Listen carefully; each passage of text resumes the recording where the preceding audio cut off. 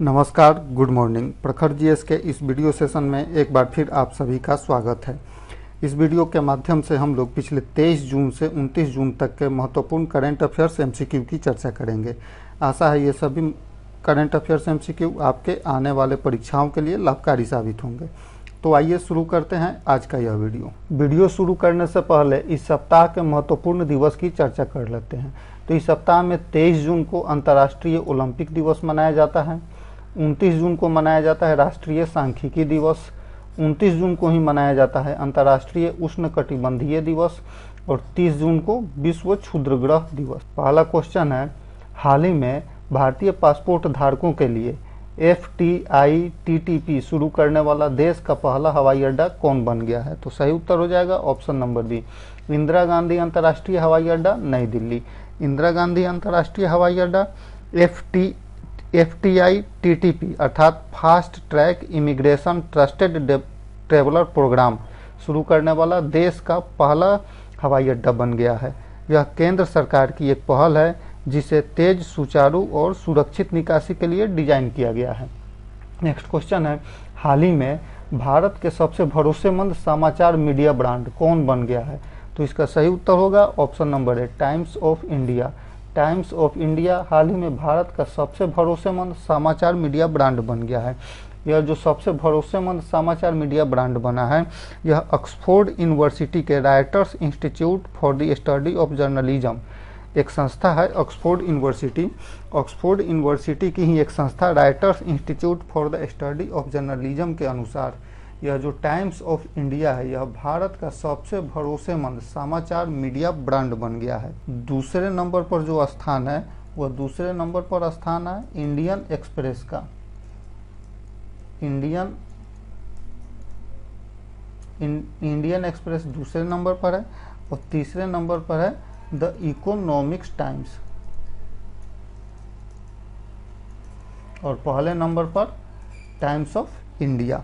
Next question है, हाल ही में इस्लामिक रिवॉल्यूशनरी गार्ड कॉर्प्स को किस देश ने आतंकवादी संगठन घोषित कर दिया है? तो सही उत्तर हो जाएगा ऑप्शन नंबर डी, कनाडा ने।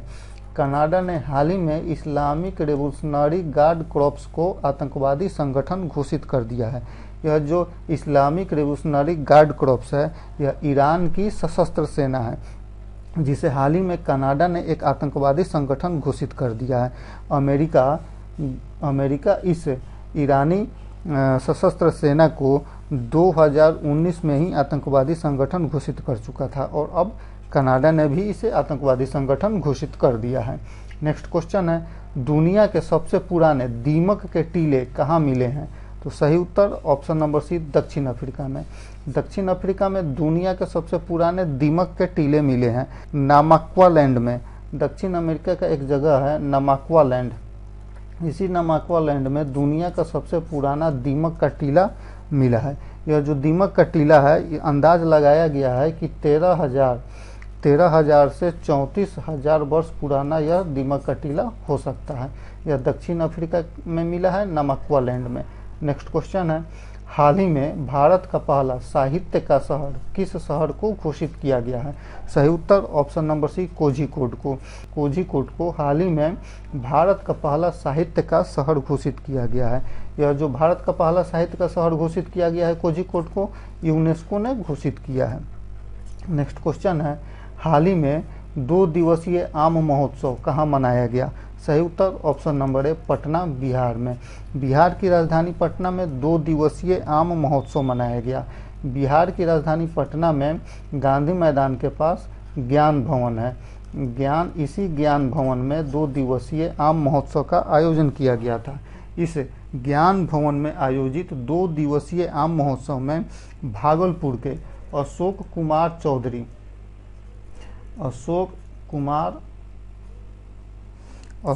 चौधरी को आम शिरोमणि के खिताब से नवाजा गया। इन अशोक कुमार चौधरी को आम शिरोमणि का खिताब दिया गया। नेक्स्ट क्वेश्चन है, हाल ही में किस राज्य ने अपना नाम बदलने के लिए विधानसभा से प्रस्ताव पास किया है? सही उत्तर ऑप्शन नंबर ए, केरल। हाल ही में केरल ने अपने विधानसभा में अपने राज्य का नाम बदलने के लिए एक प्रस्ताव पारित किया है। केरल की जो विधानसभा है केरल का नाम बदलकर केरलम करना चाहती है और इसका प्रस्ताव केरल विधानसभा से हाल ही में पास हो गया है। जब केरल किसी भी राज्य के नाम में परिवर्तन करने की बात आती है तो भारतीय संविधान के आर्टिकल 3 के अनुसार किसी भी राज्य के नाम में परिवर्तन किया जा सकता है। जब केरल के विधानसभा ने केरल का नाम बदलकर केरलम करने का प्रस्ताव पारित किया है तो वर्तमान में केरल के सीएम का नाम है पिनाराई विजयन।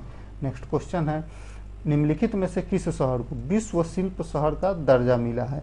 सही उत्तर ऑप्शन नंबर सी, श्रीनगर को। हाल ही में श्रीनगर को विश्व शिल्प शहर का दर्जा दिया गया है।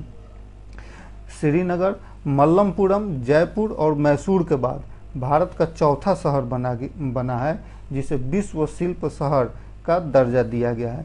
यह यूनेस्को द्वारा यह दर्जा दिया गया है। यूनेस्को द्वारा रचनात्मक शहर के रूप में इसे मान्यता दी गई है श्रीनगर को। नेक्स्ट क्वेश्चन है, हाल ही में एनटीए अर्थात नेशनल टेस्टिंग एजेंसी जो भारत में कई उच्च शिक्षा विभाग के तहत यह परीक्षाओं का आयोजन करती है, इस एनटीए के महानिदेशक किसे बनाया गया है? सही उत्तर option number B, Pradeep Singh Kharola को। हाल ही में प्रदीप सिंह खरोला को एनटीए का नया महानिदेशक बनाया गया है। एनटीए हाल ही में बहुत ही चर्चा में रहा है। नेशनल टेस्टिंग एजेंसी उन प्रतियोगिता परीक्षाओं का आयोजन करती है और उन प्रतियोगिता परीक्षाओं के आयोजन में कई अनियमितता सामने आई है, जिसके बाद से एनटीए के महानिदेशक को बदल दिया गया है और बदलने के बाद से प्रदीप सिंह खरोला अब एनटीए के महानिदेशक बने हैं।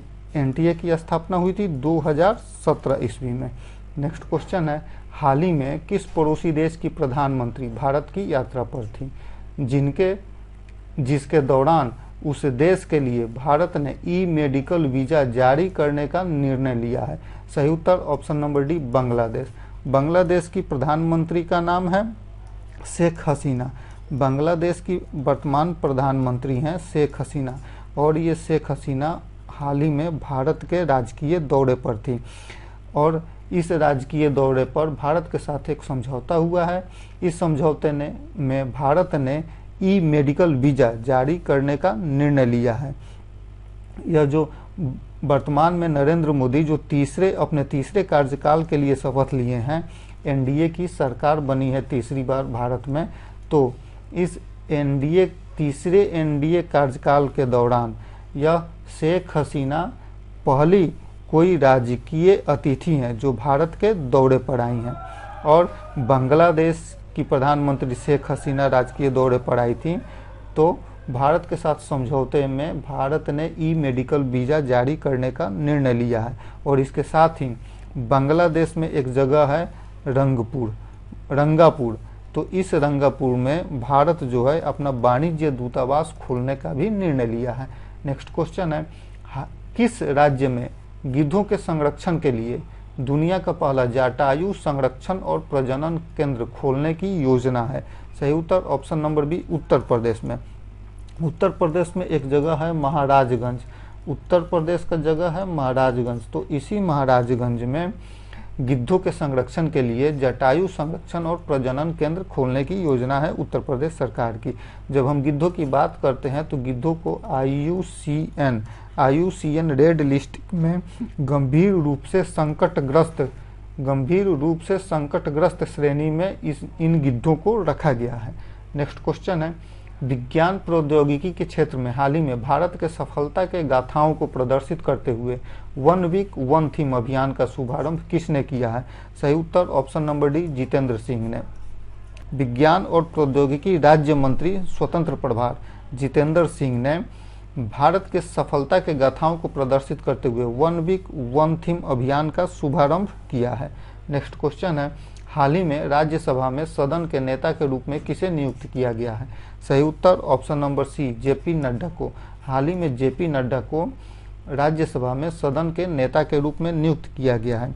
इसके पहले राज्यसभा में सदन के नेता थे पीयूष गोयल। पीयूष गोयल वर्तमान में लोकसभा का चुनाव जीतकर लोकसभा के सदस्य बन गए हैं और इसके बाद से राज्यसभा में सदन के नेता का पद खाली हो गया था, जिसे जेपी नड्डा को दिया गया है।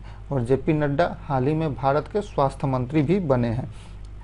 नेक्स्ट क्वेश्चन है, सीएजी ने भारत के सीएजी अर्थात कैग ने भारत के पहले Chadwick house navigating audit heritage का उद्घाटन कहाँ किया है? सही उत्तर ऑप्शन नंबर डी, शिमला में। शिमला में कैग ने भारत के पहले Chadwick house navigating audit heritage का उद्घाटन किया है। जब कैग की बात होती है, कैग का पूरा नाम होगा नियंत्रक एवं लेखा परीक्षक, और इस नियंत्रक एवं लेखा परीक्षक ने Chadwick house navigating audit heritage का उद्घाटन किया है। इस चैडविक हाउस में 1946 ईस्वी में कैबिनेट मिशन के लिए अपनी शिमला यात्रा के दौरान गांधी जी इस चैडविक हाउस में ठहरे थे। इसके लिए यह चैडविक हाउस पहले से ही विख्यात है, और इसी चैडविक हाउस में नेविगेटिंग ऑडिट हेरिटेज का उद्घाटन किया है, शिमला में हुआ है, कैग ने उद्घाटन किया है। और वर्तमान में कैग जो है वह गिरीश चंद्र मुर्मू है। नेक्स्ट क्वेश्चन है, 64वीं अंतर्राष्ट्रीय चीनी संगठन का मेजबान शहर निम्न में से कौन है? तो सही उत्तर हो जाएगा ऑप्शन नंबर सी, नई दिल्ली। नई दिल्ली 64वीं अंतर्राष्ट्रीय चीनी संगठन का मेजबान शहर है। अर्थात इस 64वीं अंतर्राष्ट्रीय चीनी संगठन, जिसे ISO कहा जाता है, इसके वर्तमान अध्यक्ष इसका भारत है, और इसका मेजबानी कर रहा है नई दिल्ली ने। जब ISO की बात हो रही है, तो ISO की स्थापना हुई थी 1968 ईस्वी में, और वर्तमान में इस ISO में 87 इसके मेंबर हैं।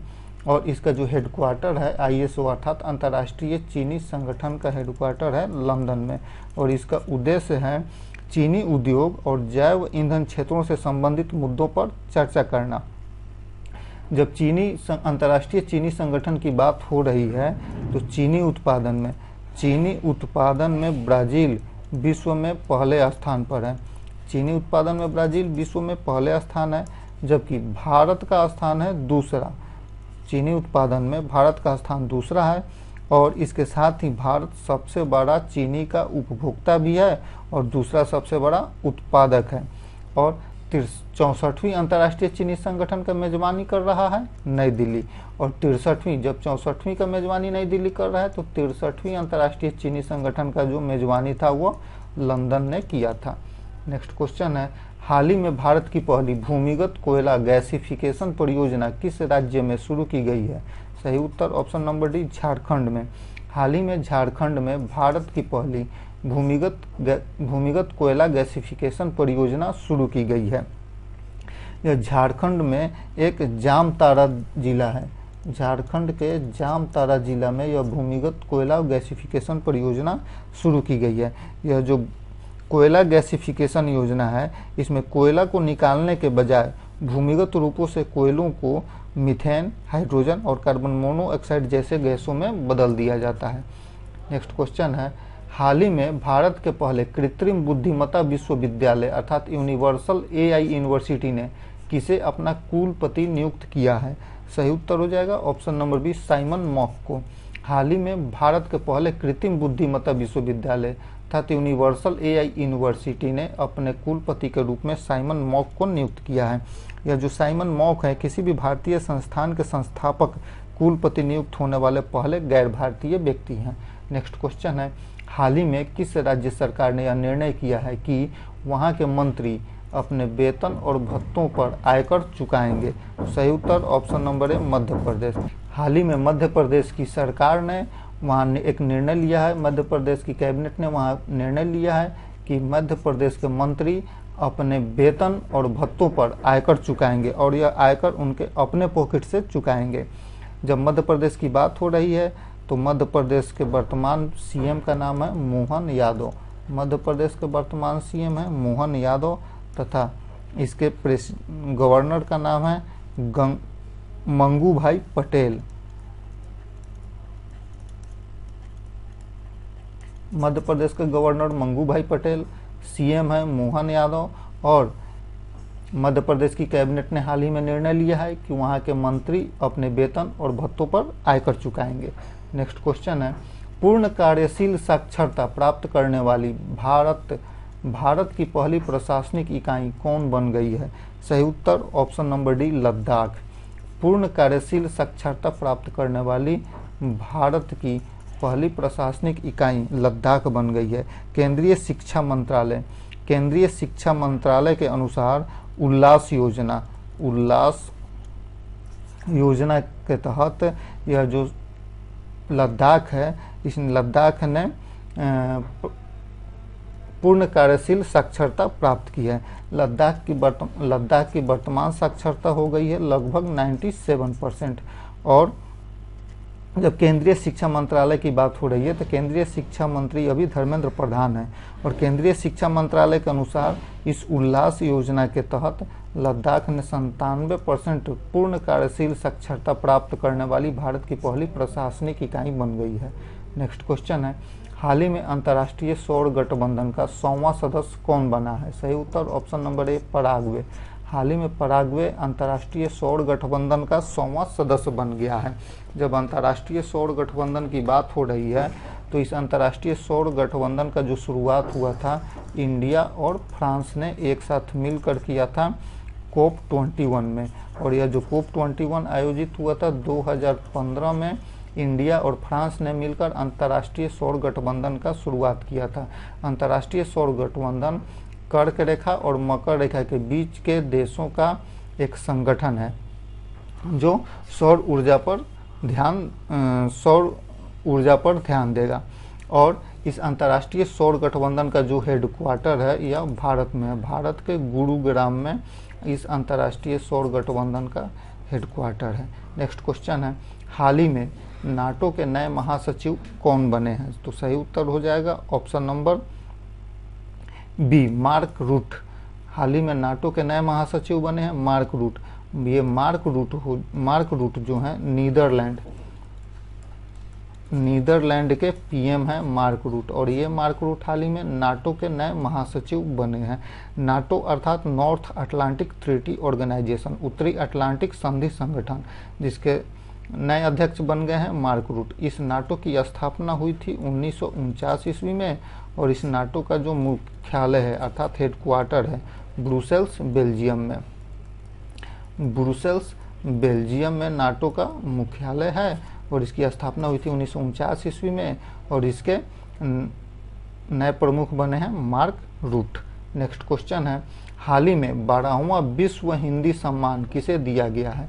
सही उत्तर हो जाएगा ऑप्शन नंबर सी, डॉक्टर उषा ठाकुर को। हाल ही में डॉक्टर उषा ठाकुर को 12वां विश्व हिंदी सम्मान दिया गया है। यह 12वां विश्व हिंदी सम्मान 12वें विश्व हिंदी सम्मेलन 2023 में फिजी में यह आयोजित किया गया था।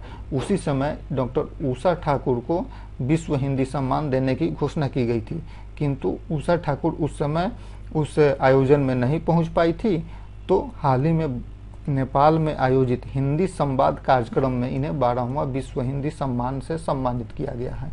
नेक्स्ट क्वेश्चन है, हाल ही में किस मंत्रालय ने पहला राष्ट्रीय एडिटिव मैन्युफैक्चरिंग संगोष्ठी 2024 लॉन्च किया है? सही उत्तर हो जाएगा ऑप्शन नंबर ए, इलेक्ट्रॉनिक्स और सूचना प्रौद्योगिकी मंत्रालय ने। हाल ही में इलेक्ट्रॉनिक्स और सूचना प्रौद्योगिकी मंत्रालय ने पहला राष्ट्रीय एडिटिव मैन्युफैक्चरिंग संगोष्ठी 2024 लॉन्च की है। इसमें उन्नत विनिर्माण के लिए भारत की प्रतिबद्धता पर जोर दिया गया है। नेक्स्ट क्वेश्चन है, हाल ही में किस राज्य या केंद्र शासित प्रदेश ने हेमिस महोत्सव 2024 का आयोजन किया? सही उत्तर ऑप्शन नंबर ए, लद्दाख ने। हाल ही में लद्दाख ने हेमिस महोत्सव 2024 का आयोजन किया है। यह जो हेमिस महोत्सव है यह बौद्ध धर्म से संबंधित है। यह उत्सव गुरु पद्मसंभव, बौद्ध धर्म के एक गुरु हैं गुरु पद्मसंभव, इन्हीं पद्मसंभव की जयंती के उपलक्ष्य में मनाया जाता है हेमिस महोत्सव, और यह महोत्सव मनाया जाता है लद्दाख में। नेक्स्ट क्वेश्चन है, हाल ही में खबरों में रही फायर ड्रैगन 480 किस देश की सामरिक बैलिस्टिक मिसाइल है? सही उत्तर ऑप्शन नंबर सी, चीन की। यह जो फायर ड्रैगन 480 सामरिक बैलिस्टिक मिसाइल है यह चीन की मिसाइल है। नेक्स्ट क्वेश्चन है, हाल ही में किस संगठन ने स्टेट ऑफ ग्लोबल एयर 2024 जारी किया है? सही उत्तर ऑप्शन नंबर बी, स्वास्थ्य प्रभाव संगठन। हाल ही में स्वास्थ्य प्रभाव संगठन ने स्टेट ऑफ ग्लोबल एयर 2024 जारी किया है। यह जो हेल्थ इफेक्ट्स इंस्टीट्यूट और यूनिसेफ की state of global air report 2024 के अनुसार वायु प्रदूषण मृत्यु के लिए दूसरा प्रमुख वैश्विक जोखिम बन गया है। नेक्स्ट क्वेश्चन है, हाल ही में किस राज्य सरकार ने NEP के तहत राज्य के सभी जिले में एक प्रधानमंत्री उत्कृष्टता महाविद्यालय की स्थापना को मंजूरी दे दी है? सही उत्तर हो जाएगा option number D, Madhya Pradesh ने। हाल ही में मध्य प्रदेश ने न्यू एजुकेशन पॉलिसी के तहत राज्य के सभी जिलों में एक प्रधानमंत्री उत्कृष्टता महाविद्यालय की स्थापना को मंजूरी दी है मध्य प्रदेश ने। नेक्स्ट क्वेश्चन है, हाल ही में खबरों में रहा खालूबाड़ युद्ध स्मारक संग्रहालय भारत के किस क्षेत्र में स्थित है? सही उत्तर ऑप्शन नंबर बी, लद्दाख में। हाल ही में खबरों में रहा था खालूबाड़ युद्ध स्मारक संग्रहालय, यह भारत के लद्दाख में स्थित है। इस यह जो संग्रहालय है यह कारगिल युद्ध के नायकों को श्रद्धांजलि देने के लिए खालूबाड़ युद्ध स्मारक को यह पर्यटकों के लिए हाल ही में खोला गया है, इसलिए यह चर्चा में रहा है। नेक्स्ट क्वेश्चन है, हाल ही में भारत ओलंपिक अनुसंधान और शिक्षा केंद्र का उद्घाटन कहाँ किया गया? सही उत्तर ऑप्शन नंबर बी, गांधीनगर में। हाल ही में गांधीनगर में पहले से स्थापित राष्ट्रीय रक्षा विश्वविद्यालय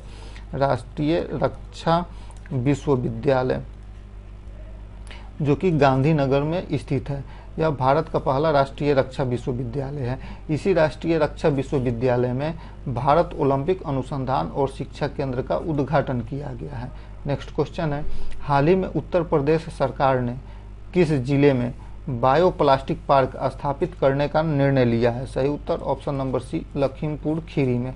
उत्तर प्रदेश का एक जिला है लखीमपुर खीरी, उसी लखीमपुर खीरी जिला में उत्तर प्रदेश सरकार ने बायोप्लास्टिक पार्क स्थापित करने का निर्णय लिया है। नेक्स्ट क्वेश्चन है, पेन पिंटर पुरस्कार 2024 से किसे सम्मानित किया गया है? सही उत्तर ऑप्शन नंबर डी, अरुंधति राय को। हाल ही में अरुंधति राय को पेन पिंटर पुरस्कार 2024 से सम्मानित करने का निर्णय लिया है। यह जो पेन पिंटर पुरस्कार है यह पुरस्कार UK अर्थात यूनाइटेड किंगडम, आयरलैंड और राष्ट्रमंडल के देशों में असाधारण अंग्रेजी के लेखकों को यह पेन पिंटर पुरस्कार दिया जाता है। और हाल ही में यह पेन पिंटर पुरस्कार भारत की अंग्रेजी की लेखिका अरुंधति राय को देने का निर्णय लिया गया है और उससे सम्मानित किया गया है। नेक्स्ट क्वेश्चन है, हाल ही में किस देश ने 2030 से पशुधन उत्सर्जन पर दुनिया का पहला कार्बन टैक्स लागू करने की योजना की घोषणा कर दी है? सही उत्तर ऑप्शन नंबर बी, डेनमार्क। हाल ही में डेनमार्क 2030 से पशुधन उत्सर्जन पर दुनिया का पहला कार्बन टैक्स लागू करने की योजना की घोषणा की है।